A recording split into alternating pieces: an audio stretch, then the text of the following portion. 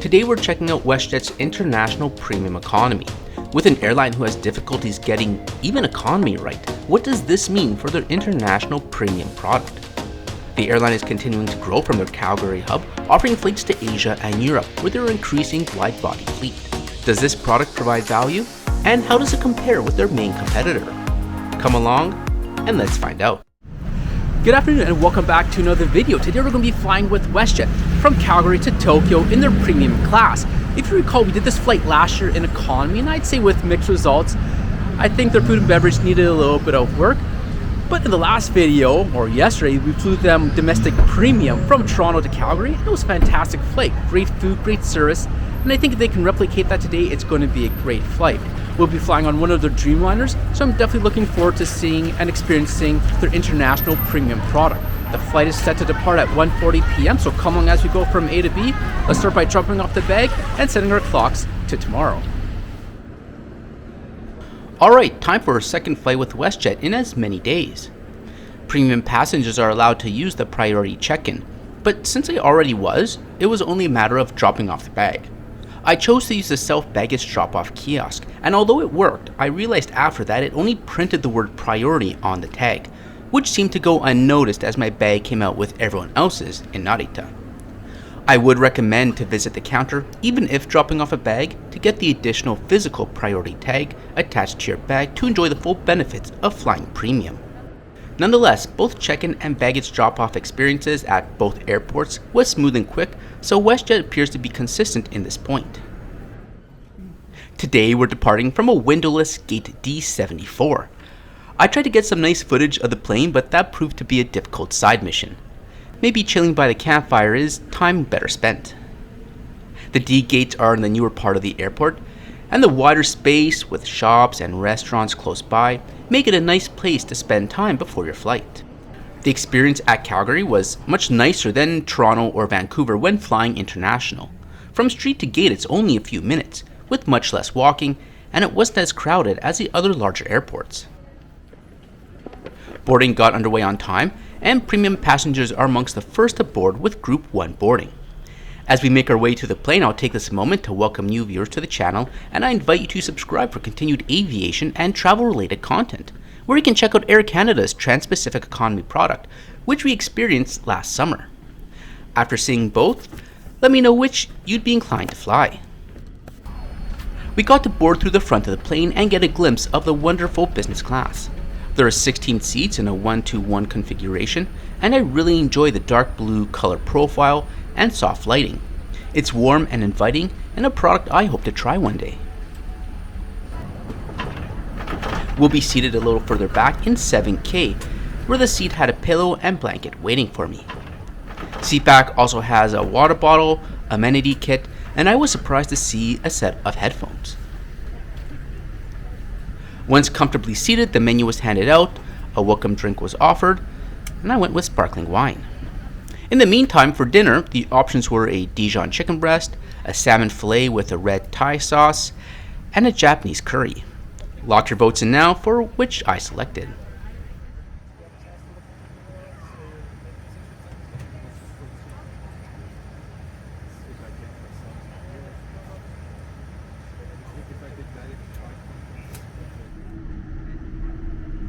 Today we're on one of 7 Boeing 787-9 Dreamliners, each with 320 seats across 3 classes. Currently, WestJet is looking to expand their fleet with an order of 9 additional wide-body planes, which will help continue their growth in the long-haul market. Our aircraft is 7 years old, being delivered to the airline in March 2019. Wait, that was 7 years ago already? Oh boy.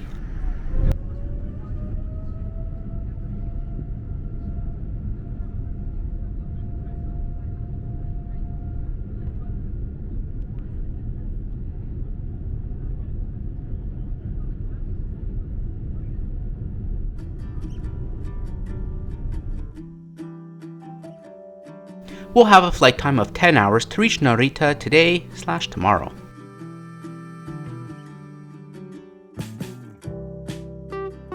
Once we were above the clouds, the service began with an oshibori as is tradition, followed by a tablecloth. Cookies and pretzels were handed out along with a cocktail, and I went with a gin tonic. Interestingly, I was given this pack of True Lime, and probably should be called Not True Lime. We gotta do better than this, WestJet. Superstore is just down the street from the airport if needed. Next up was the main meal, and I went with a salmon fillet with the soba and red Thai sauce. The meal came with a fresh salad, a bun, and apple cheesecake for dessert. I like how they provided the salt and pepper shakers instead of the packet. To accompany the meal, I went with WestJet's signature drink, Above the Clouds, which is a cocktail of orange juice, Sprite, and sparkling wine. Nice and refreshing. The salad was simple with some peppers and cheese. I chose the salmon dish since fish can be often overcooked and I wanted to see how it was done. And this was pretty good.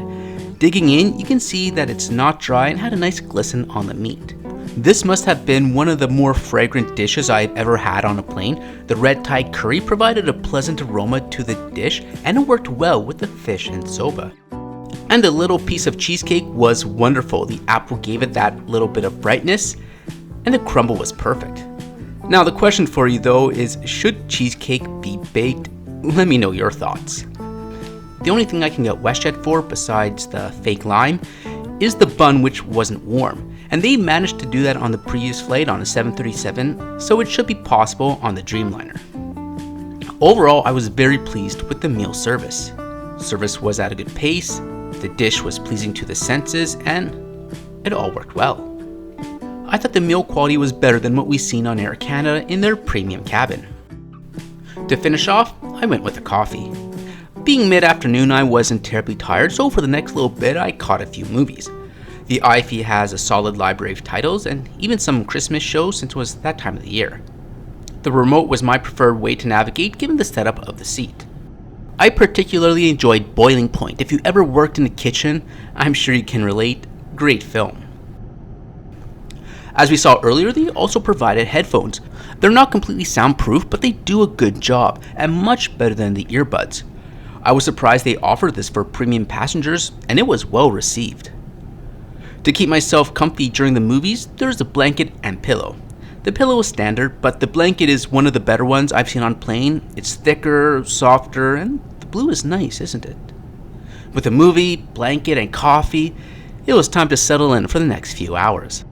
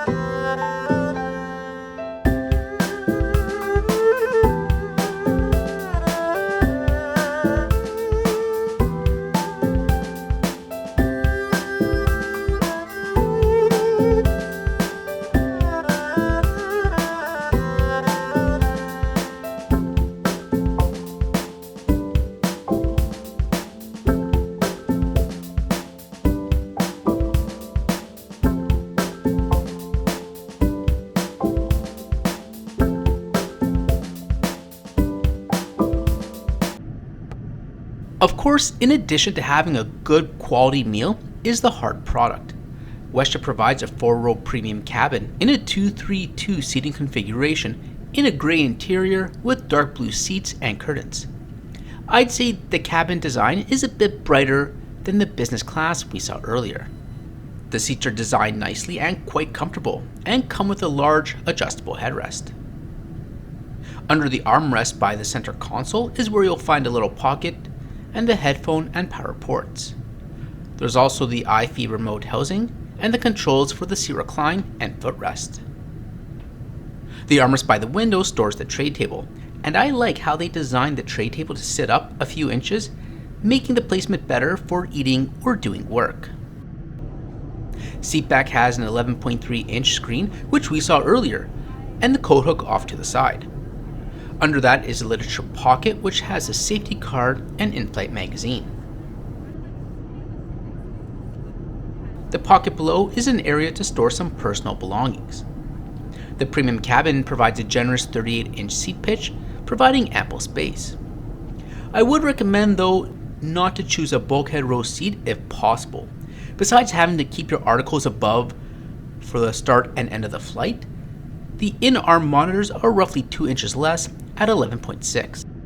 A dental kit, earplugs, socks, refreshing towelette, lip balm, and hand cream can all be found in the Amenity kit. And to be honest, this was the best lip balm and hand cream I've ever received in a kit. It worked really well, especially during the dry winter in Japan. And here's the lavatory, which is behind the premium cabin. It has a nice blue interior glow and is stocked with hand cream and wellness spray. Shake well and mist 3 to 5 pumps above your head. Inhale deeply and let the calmness wash over you. External inhalation use only. Avoid contact with skin exposed to sunlight. Alright, here we go. 3 to 5 pumps. Oof. Oh yeah, inhale deeply. Oh yes, very calm, washed right over me. Alright, we're done here. Something that might provide more calmness is the snack basket, which is laid out nicely. This is available to premium and business class passengers and something to keep you going throughout the flight. With the last 2 hours to go, we're just about there, and it was time for the next meal service. Looking towards the menu, we see we got some gyoza in our immediate future. Unlike dinner, there is no choice for this meal. The gyoza came out with some cheese and crackers and some fresh fruit. Of course, when enjoying gyoza, I have to go with a beer. The Japanese passenger beside me, who was visiting Canada to see the Northern Lights, agreed 100% as well. This was, oh my goodness, this was just out of this world. It was fantastic. Nice umami flavors, a little sweetness from the onion, seasoned perfectly. Oh, this was great. To be honest, I only realized when editing the video that it was vegetarian. I had no clue the entire time. It was so good. It was just a wonderful way to end a wonderful flight. Overall, I was really impressed with WestJet's Premium Economy. The food was absolutely fantastic. The seat was comfortable. The crew were amazing. What more do you need? WestJet could have settled by taking Air Canada's service, their main competitor, and copying it over. However, they go about their Premium Economy in a slightly different manner. Everything from the introductory drink prior to pushback, the headphones, which are much better than the economy earbuds, the plush and comfortable blanket, and yes, even using dishes for the second meal. They have provided a premium product from A to B, and it was much more than I expected going into this flight. If price were the same and my travel plans allow it, I would choose WestJet's Premium Economy over Air Canada's from what we experienced today, no questions asked. With their focus to increase the fleet size, I'm sure there'll be more of this as they expand to more destinations from their Calgary base. But let's not run too fast. Of course, WestJet at the start of the year has been in the news for their business decisions with regard to their economy product. Even I thought further review was needed from what we saw a year ago. But if they get that fixed, get some good PR in, make some smart choices, they're on track to be a strong competitor in the international air travel market.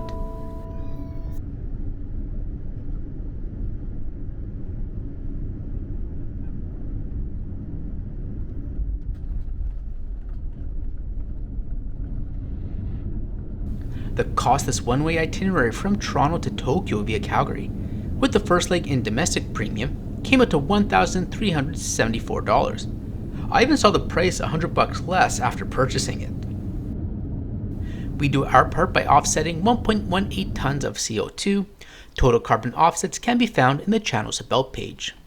Thanks for watching. Let me know your thoughts on WestJet's International Premium Economy product, and I'll catch you in the next video.